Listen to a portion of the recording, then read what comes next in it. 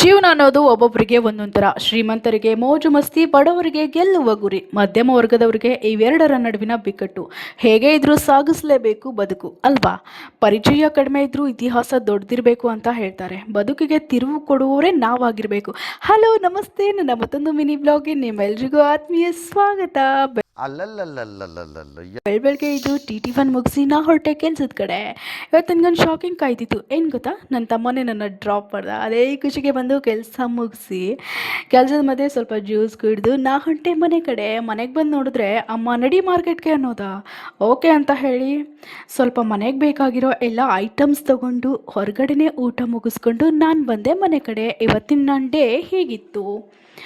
ಹೇಳಿ ಹೋಗೋ ಕಾರಣ, ಪುಸ್ತಕ ಓದಿದ ಮೇಲೆ ಇನ್ನೊಂದು ಪುಸ್ತಕ ಓದಬೇಕು ಅಂತ ಅಂದ್ಕೊಳ್ತಿರೋ ನನಗೆ ಯಾವುದು ಓದಬೇಕಂತ ಗೊತ್ತಾಗಿರಲಿಲ್ಲ. ನೆಕ್ಸ್ಟ್ ನಾನು ಓದೋಕೆ ಅಂತ ಶುರು ಮಾಡಿದ ಪುಸ್ತಕ KP ಅವರು ಬರೆದಿರುವಂತಹ ಜುಗಾರಿ ಕ್ರಾಸ್. ಇದು ಆಕ್ಚುಲಿ ಚೆನ್ನಾಗಿರೋ. ಮತ್ತೆ ಮುಂದಿನ ಬ್ಲಾಗಲ್ಲಿ ಭೇಟಿ ಮಾಡೋಣ. ಅಲ್ಲಿವರೆಗೂ ಬಾಯ್.